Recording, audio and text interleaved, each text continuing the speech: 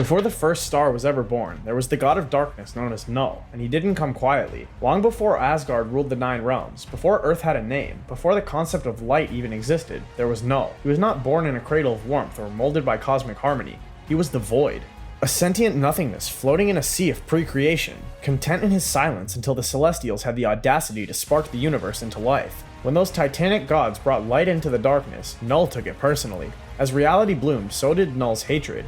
Woken by the noise of creation, he shaped the void around him into the first symbiotic weapon, a blade of living shadow called All Black the Necro Sword. One swing and one dead Celestial. That's how Knull introduced himself to the cosmos. The Celestials responded by banishing him back into the abyss, but that only gave him time to scheme and build. Using the severed head of the dead Celestial he felled, Knull forged an empire of living darkness. His Necro Sword was only the beginning. In that forge of divine carnage, Knull created an entire species, the symbiotes, children of the abyss, each a sliver of his will. First came his monstrous dragons, then the creeping ooze, intelligent parasites designed to bond, conquer, and consume. These were not alien creatures, they were extensions of Knull himself, and he unleashed them across the stars. Knull's rampage lasted for millennia. Entire planets fell to his abyssal wrath. Empires were swallowed whole in black. Gods fled, galaxies trembled, and all the while, Knull's name became a curse in the deepest corners of the universe. But even gods fall. During one of his galaxy-scorching campaigns, Knull clashed with a mortal wielding his own sword, Gorr the God Butcher, who had claimed All Black after Knull lost it in battle. Nor used it to hunt down deities, continuing Knull's legacy of destruction. Meanwhile, separated from his greatest weapon, Knull faced Thor himself. When the Thunder God struck the Grendel with lightning, the energy backlashed through the hive mind straight into Knull, severing his psychic link with the symbiotes scattering across the cosmos. Suddenly free, the symbiotes developed individual identities like empathy and morality, the very concepts Knull detested. In rebellion, they turned on their creator. They imprisoned him inside a living planet of their own bodies, a world called Clintar. For eons, Knull was forgotten, but evil doesn't stay buried forever. This brings us to Carnage. In Marvel's King in Black saga, Carnage, who is driven by madness and Knull's aura, helped free the gods of darkness. When Knull returned, he did so with an army of symbiote dragons and a black hole in his heart. His first act is to envelop Earth in a shell of living darkness, cutting it off from the sun. Even Marvel heavy hitters struggled. Not even the X-Men Omega Mutants or the Avengers could make a dent. It took the combined forces of the Silver Surfer, Thor's Stormforged Lightning, and a supercharged Venom to finally challenge Knull on equal footing. And yes, Venom killed a god that day, but that didn't erase Knull's legacy. Every symbiote, from Venom to Toxin, owes their existence to him, and even if one fragment of his will survives, he could return. Not every villain wears a cape. Some wear a helmet the size of a skyscraper and travel through space on a ship the size of a solar system. Just like Galactus, the one who doesn't rob banks or monologue from the shadows, he comes for your planet. Long before he was the devourer of worlds, he was Galen of the planet T, a brilliant scientist from the 6th iteration of the universe. As his cosmos collapsed in on itself during the Big Crunch, Galen didn't die like everyone else. He merged with the sentience of the universe, the consciousness of everything that ever was. When the next cosmos was born, so was he, but not as a man, as something else, something enormous, something hungry. Galactus is not evil in the way that Loki schemes or Magneto rebels. He's cosmic law. He's entropy with a helmet. He doesn't destroy because he wants to. He must. His hunger is eternal and cosmic. He feeds on the life force of entire planets to survive, making him the literal apex predator of the Marvel Universe. To make the job of planet snacking more efficient, Galactus employs heralds, powerful beings supercharged with the power cosmic, a fundamental force as old as the universe itself. Think of it like giving someone the keys to a god-level Ferrari. The most famous of them? The Silver Surfer, formerly Norrin Radd of Zenn-La, who made a Faustian bargain to save his world by serving the Big G. There have been others, Firelord, Terrax, Morg, even the former Ghost Rider, all mighty in their own right, but still mere echoes of Galactus' true power. And what power it is. Energy projection, molecular manipulation, teleportation across space and time, telepathy, size alteration, god-tier durability. He's basically a walking cheat code. Galactus once casually erased 3 solar systems in a blink. During the Annihilation War, he didn't just defend armies, he vaporized half the Annihilation Wave in a single effortless cosmic tantrum. You would think the universe would gang up on him, but Galactus is a necessity, and he exists to maintain the equilibrium between the primal forces of eternity and death. Without Galactus, the universe would fall out of balance. Too much life, not enough death. Things get weird fast. Despite this, he's been stopped temporarily. The Fantastic Four have tangled with him more times, and Thor once unleashed the full force of Mjolnir on him. Even Doctor Doom has tried to harness his power, but Galactus always returns. In the darkest corners of the Marvel Universe, where legends are born from pain and power colliding, one name is known for instilling fear: Onslaught. A being so powerful, so terrifying, and so unpredictable that even Marvel's greatest heroes stood no chance when he arrived. Not a mutant, not a man, but the unholy fusion of two of the most iconic minds in the Marvel mythos, Professor Charles Xavier and Magneto, Eric Lehnsherr.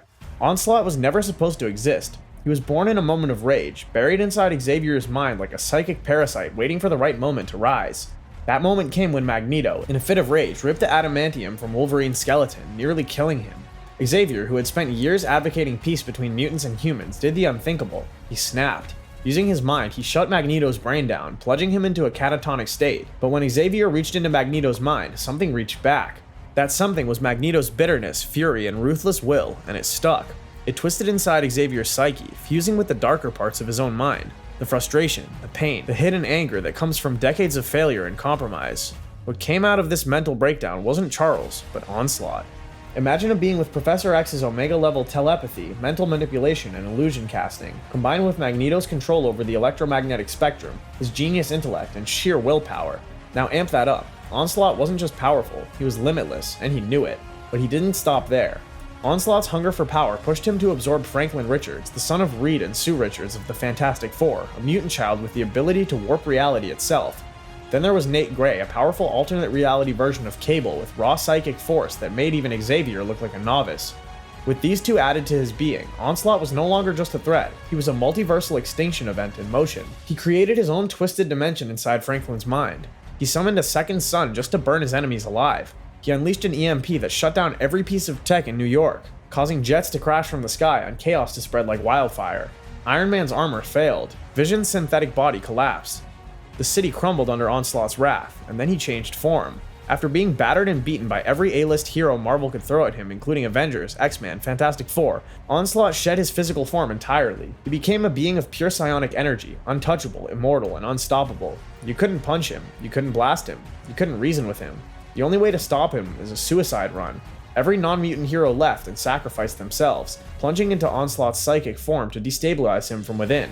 In the process, they were erased from existence, or so it seemed. If you are ever wandering through a shadowy alleyway and a smooth-talking red guy with a devilish grin offers you your heart's desire, run, because you've just met Mephisto. One of Marvel's most devious and delightfully manipulative villains, Mephisto is something far worse and clever. Born from the fiery pits of Marvel's hellish realms, Mephisto thrives on temptation, deception, and twisted deals. He's not out here throwing punches like Thanos or unleashing robot armies like Ultron. Mephisto plays the long game. All in a day's work when your business model is literally buying souls, and he's been in business for centuries, millennia even. His origins are murky. Some say he's a demonic manifestation birthed from humanity's worst impulses.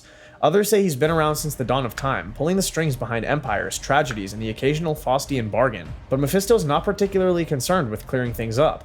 Let people believe he's the devil. It's better for business. Mephisto's version of fun involves dangling your deepest wish in front of you and then twisting the outcome into a living nightmare.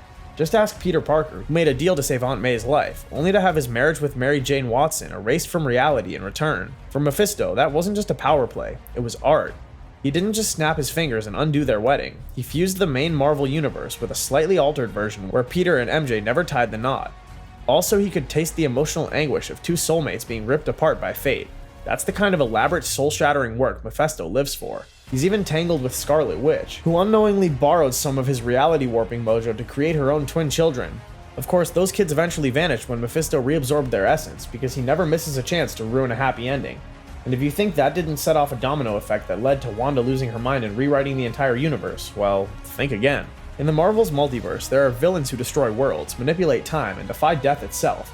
But Michael Korvac? He did all of that and then tried to remake reality in his image. Not out of malice, but because he truly deeply believed it was the right thing to do. That's what makes Korvac terrifying. Not the power he wields, but the purpose behind it. Michael Korvac wasn't born evil. In fact, he wasn't even born in our time. His story begins in the 31st century on a shattered, conquered Earth where the alien Badoon ruled with an iron grip. Korvac was a lowly computer technician, a nobody. That is, until he betrayed humanity and offered his skills to the enemy. But treachery came at a price. The Badoon didn't see Korvac as a partner, they saw a tool. They cut him in half and fused his upper body to a floating machine interface, transforming him into a cybernetic organism, a literal man-machine hybrid. He woke up to this grotesque new form and promptly killed the scientist who created him. This happened out of evolution. Korvac's story quickly takes a cosmic left turn when the Grandmaster plucks him from his timeline for one of his intergalactic contests. Big mistake. See, Korvac's new machine body wasn't just for show. It could scan, analyze, and copy any form of energy, including, say, the Grandmaster's own god-tier power. Suddenly, Korvac could teleport across time and space. He was no longer just a man, he was something more, and that's when he made his biggest move. On one of his jumps through time, Korvac stumbled upon Galactus' ship. Let's be clear, this is not some run-of-the-mill alien craft. This is the mobile laboratory and feeding station of the devourer of worlds himself, filled with secrets of cosmic engineering and divine-level energy. Korvac didn't just admire it, he hacked it. In doing so, he absorbed the power cosmic, the same force that fuels beings like the Silver Sulfur.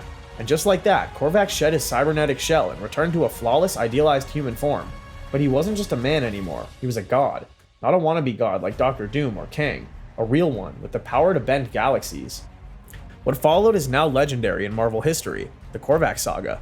Korvac and his wife, Karina, set up shop in a quiet suburb in Queens, New York, of all places. There, he hid in plain sight, planning a new order for the universe, one ruled by his will, guided by his belief in peace through control, but the Avengers caught wind of his presence. With Moondragon's psychic help, Earth's mightiest heroes, including Thor, Iron Man, Captain America, Vision, Scarlet Witch, and more, confronted him. They thought they were stopping a threat, they didn't realize they were challenging a god. Korvac killed all of them effortlessly. To him, they were insects, and swatting them was mercy. But Karina, watching the carnage, began to doubt. Was this really an order? Was this really love? Her hesitation was a dagger to Korvac's heart. In a final stunning act, he willed himself to die, ending his own life in despair. And with his last breath, he resurrected every hero he had just killed. Because even in death, Korvac wanted to be understood. He didn't want to destroy. He wanted to save. But he wanted to do it his way. Let's talk power levels, because Korvacs are absurd. He's not just a strong guy in spandex, he can manipulate time, space, and energy on a multiversal scale, scan and replicate any energy signature or power, heal from any injury if enough cosmic energy is present. He can also transmute matter, create life, and bend reality to his will and perceive past and future events with terrifying clarity. He made the Collector, one of the Elders of the Universe, disappear from across the galaxy, just because he could. The only thing that stopped him wasn't a weapon, a team-up, or some cosmic loophole. It was his own humanity, his fear, his love, his loneliness. Korvac had all the power in existence, but it was his heart that broke him.